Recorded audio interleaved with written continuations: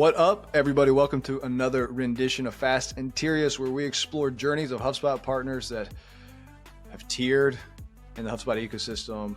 Today with us, it is Rami Dexter, co-founder of Dexter. If you haven't heard of them, then you haven't been in the ecosystem very long.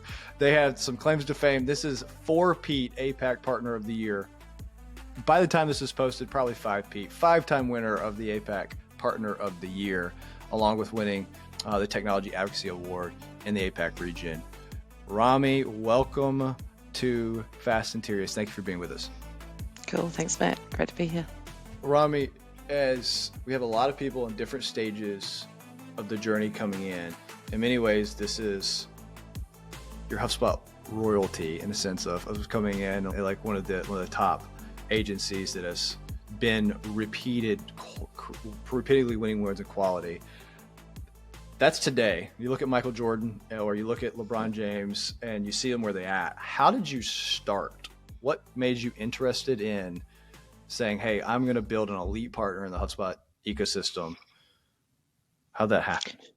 Sure. So really it started with a massive failure, to tell you the truth. Myself and my co-founder and a couple of other co-founders used to work corporate side, client side, and we did a massive Salesforce Marketing Cloud implementation for one of the largest media companies in New Zealand. And it was just a bad time. Went horribly over budget. It never really met the requirements. We had to spend way more time internally. We had to rebuild massive components, and we just really felt, hey, there must be a better solution. There must be a better way to deliver these types of projects where you can actually deliver on time and on budget. So we just really set out to do that. And initially we were really focused on taking a lot of our kind of big learnings and we were going to be focused around that kind of marketing space and creating these standard kind of funnels that we could put out to small to medium businesses so they could really compete and with the big guys. But as we got into it, HubSpot then released their enterprise level products and Service Hub, and we had pretty strong backgrounds in CRM. So basically started kicking off with all of those aspects so we could, and we found that there was just a very large demand, not just in small and medium businesses to have that kind of approach, but also too in kind of medium businesses, and now more recently a lot more kind of large enterprises actually moving off platforms like Salesforce to HubSpot and working with us. So what year was that when HubSpot released Enterprise Marketing Hub and then launched Service Hub? It was 2018, I think. Yeah. So we've only actually been around for 6 years. So yeah, so our first year we got Rookie of the Year. I just want to make sure I've heard. Let me get my timelines right. So you've been around 6 years and you're about to win Partner of the Year 5 times. Yes, and we got Rookie of the Year in our first year. Yeah.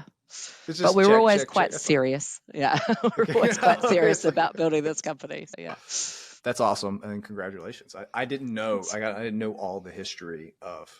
So you've been around 2018. When you first started, was it always HubSpot first? Like when you started, no. How did you pick HubSpot as a niche? So we started off trying to be quite agnostic with our approach. We would go in and go, hey, we'll select the right technology for you. Again, because from being client side, we really hated it when people came in and just tried to really shove those square pegs into a round hole. So we wanted to go, hey, look, HubSpot's not always going to be the right tool. We partnered with Marketo. We partnered with a couple of others like Campaign Monitor and a couple of other smaller players. But I guess the problem is we kept doing, primarily me, I kept doing these kind of discoveries and recommendations, and I just kept recommending HubSpot because it was just better than everything else. It was just like, it's got its gaps, it's got its holes, but it's just a better product. And I was like, I can't hand and heart go in saying I'm going to be agnostic, knowing I'm going to recommend the same product every time. Yeah, so we really just doubled down. Also too, I think when you're scaling a team, and this was always a bit of nervousness I had at the beginning, it's every platform has its nuances, every platform is unique to become, and we wanted to be the best. So we wanted to be the best, not only in the APAC region, but in the world. You can't get that depth of knowledge if your context changing across multiple different platforms continuously. So we really wanted to allow our team to double down and really focus and be experts in the one platform rather than spreading them too thin. So a lot of nuggets of wisdom as I had these conversations. One, I heard 2 specific ones. One I heard was, it's okay to be biased as long as you know why you're biased. But if you come in saying you're agnostic and then always having the same, people will eventually realize that it's just that's a HubSpot shop, even if they say they're biased. And so that's number one. Is it's okay to be biased. And number two, it's like for good reasons. And is when you think about specifically with service and you want to have a reputation, you want to have quality, it is very difficult to train people and create SOPs internally if you're constantly switching technologies. Totally. It's good to you've been over that hump, you've gone through that battle, you've gone through that obstacle, but it's really difficult to actually say, I'm going to commit 100% to HubSpot. What is you're thinking about making, as you said, when was that decision made? Was that just after a year? Or was that saying, okay, we're going to be all HubSpot? Yeah, First pretty year, much second year? after about 12 to 18 months, we went, actually, we're just not really driving these other services and products. So we cut back a bit. We've also gone down the Monday.com route and are now ClickUp partners and Dialpad and Equal. I guess one of the key things with how we do our partnerships now is that they're quite focused around extending HubSpot. Where are the gaps in HubSpot which need to be filled by other solutions and tools? Yeah, we're Dialpad, Equal, Integration Glue, and ClickUp are probably our key kind of partnerships now for really extending that ecosystem around CRM and delivering to that next level. And DocuSign, sorry, they're okay, other one. Yeah. One day, Super. We'll be okay. Oh, sorry. And we are using SuperEd. We're using it, not necessarily reselling it. Yeah. Yeah, a man can dream. A man can dream. So as we think is that was you when you were starting the journey, as we think about navigating the HubSpot ecosystem. So when you were 18 or 2018, how many employees did you start with? And then where are you at today? And how have you managed top line growth as you're thinking about those? Sure. So we actually started right at the very end of 2017 and gave ourselves 3 months to get some clients and keep them. And if we did that, then we would probably officially launch. So we officially launched the following February.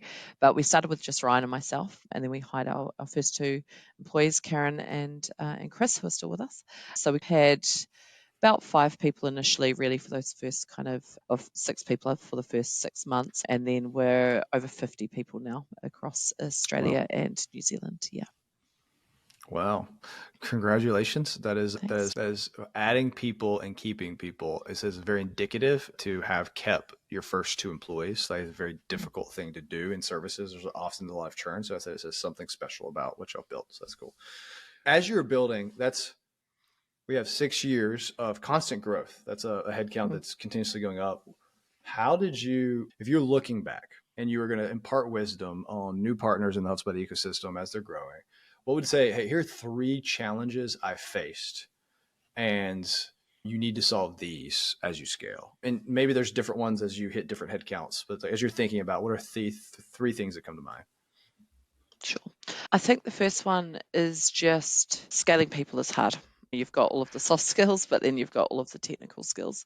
Coming up with a really solid onboarding process to get people up to speed. And that shouldn't just be about the first 2 weeks and to do a bunch of academy courses, which is our approach, by the way. And we do a lot of that for all of our new starts. But also, too, how do they upskill throughout that kind of process? So, for instance, in our CRM team, we may start with we'll start you off shadowing and assisting and supporting in configuration. So with a lead, so you have a CRM kind of admin and then a CRM lead. So the CRM lead will facilitate.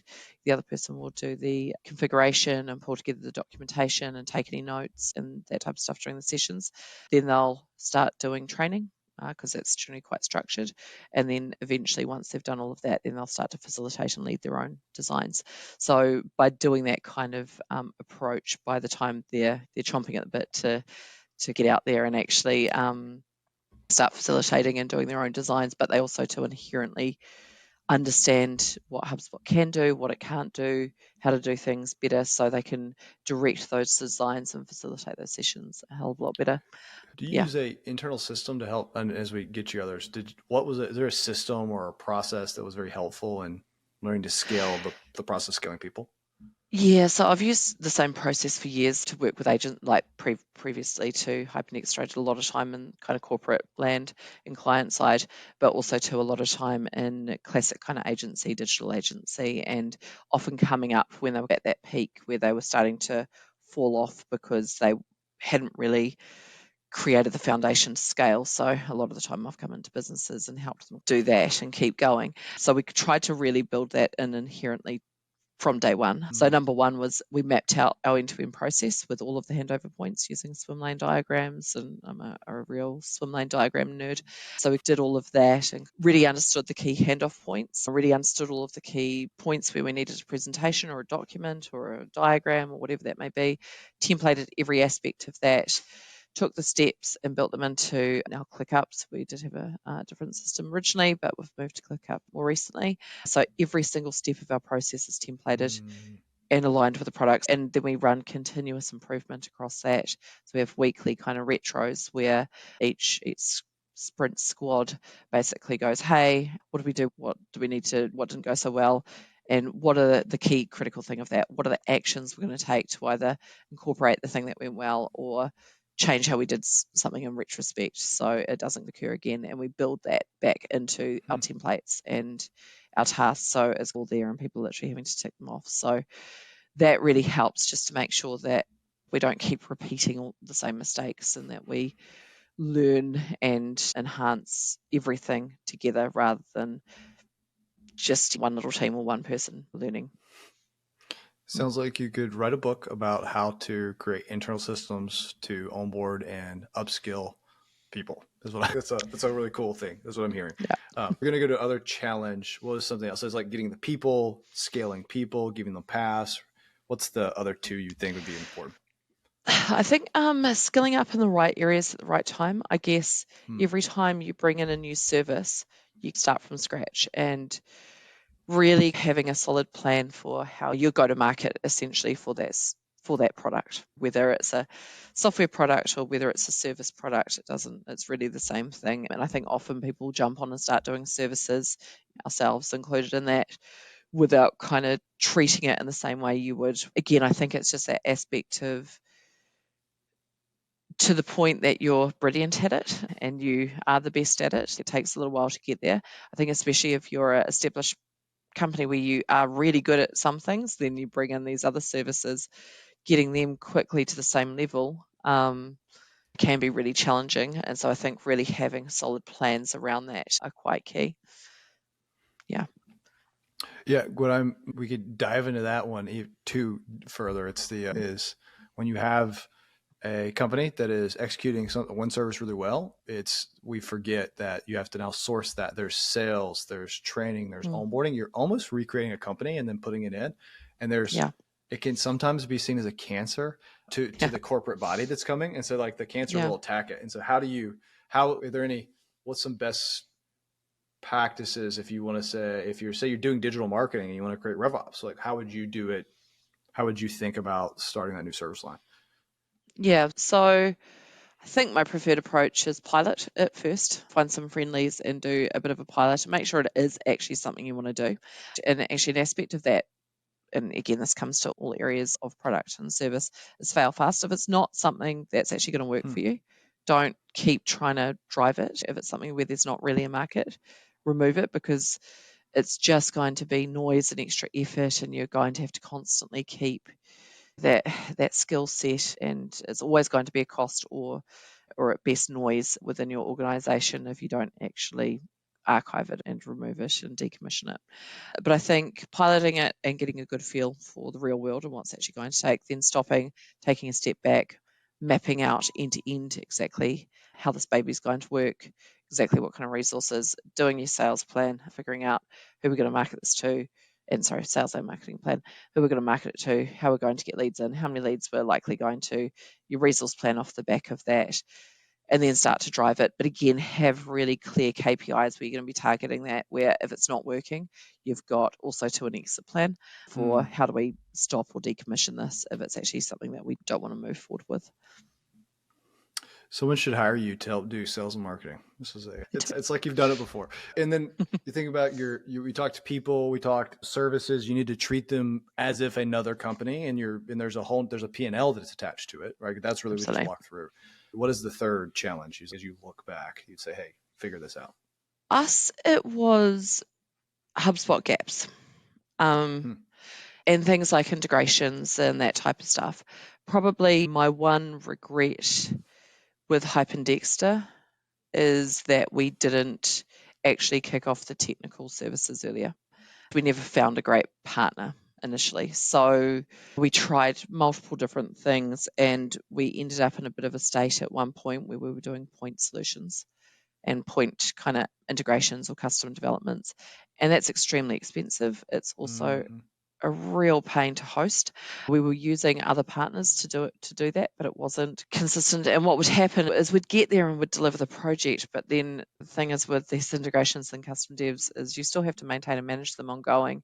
And so there were just a lot of fundamental underlying things that we weren't getting there. So we did kick off a relationship with a team of people who we'd worked with for years, who we trusted a lot to actually build out integration frameworks and those different systems and build out of a lot of what we call micro apps and things. It's just things like the DocuSign integration in the marketplace has got like less than 2 stars and is just horrible because it never does actually what you want. Building out proper, total, repeatable experiences that we can spin up in a couple of days, or we spin up literally the DocuSign one in an hour, versus if we were doing all of that from scratch.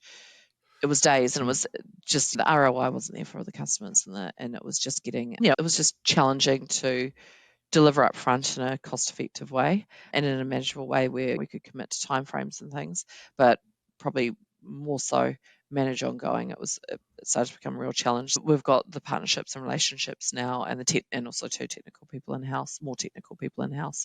So we've got that kind of dedicated resource, but that's really opened up what we can do and how far we can go.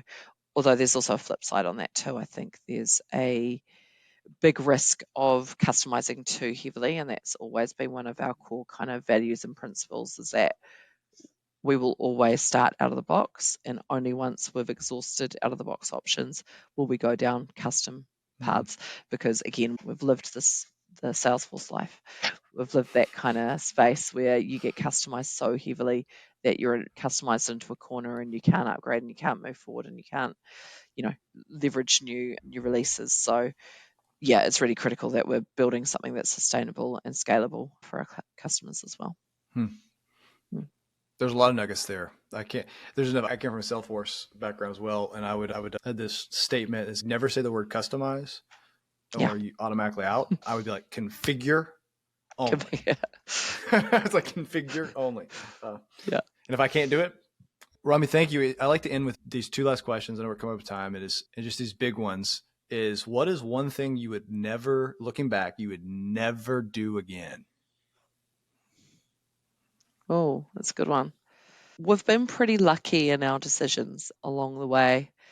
I'd almost say going down the path of some of those other platforms and partnering with some of those other platforms. But for myself, I do think it was a big learning for us that we could go that didn't work for us. But now we know where if we hadn't have gone down that path, that would probably always be something niggling there should we be expanding into these other areas. Yeah, the only thing was that technology. I think I would have invested in technology sooner and the technical components and started to just build out some of our own product components sooner. There wasn't a not do, but I wish we'd done that sooner. Yeah. Which you almost, the next question is, what did you wish you did earlier? All right. What I've heard is this never do again. There's this attitude, what I'm hearing is of an entrepreneur that is, hey, sometimes you have to test and you don't know until it breaks, if it works or not. And then you're going to learn and you're going to be able to move. And there's a resiliency to that. So it's cool. You're looking in the future. Critical. Yeah. We're looking into the future. What is the most exciting thing? What is your big bets coming into 2024? I know there's exciting news with Avidly, but what is the big bets as you think about this next year?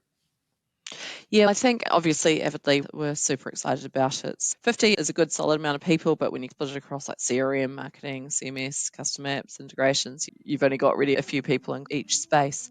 I guess with the scale, now we're literally going to be working with hundreds of people globally. And also too, we are in New Zealand, which is on most maps, not all of them, down the very bottom of the world, very far away, like physically, to get places. So to have that kind of global footprint, especially with some of our larger customers, I think is going to be really exciting, and just being able to use that scale to really grow and do some kind of, again, push HubSpot to that kind of next level. For me, enterprise is a big space, and also to fully automating. I'm on a bit of a mission to automate all of the boring shit and help people work on the stuff that matters. Really looking for those kind of points where there's still manual steps and copy and pasting or stuff that robots could do, and really removing and automating that stuff. So I think that, and with a real enterprise kind of large business, full end-to-end kind of lens is where we're pretty excited to go. What I can say is, if you're on a mission, I'm pretty sure it's going to occur. So this is fun. Rami, if anybody wants to talk to you after the day, they hear this podcast, and whether they're a partner that's, hey, I would love to talk to you more, or a customer that's thinking about HubSpot, what's the best way of reaching out to you? Probably just via Rami Dexter website. Got all of my details there, or LinkedIn, just Rami Dexter. I think it's only one of me. Roger that. Cool. Thank you so much for coming today, Rami. I appreciate you. Thank you, Matt. Really appreciate it. Everybody, stay awesome. Keep doing it big. Stay super. Adios.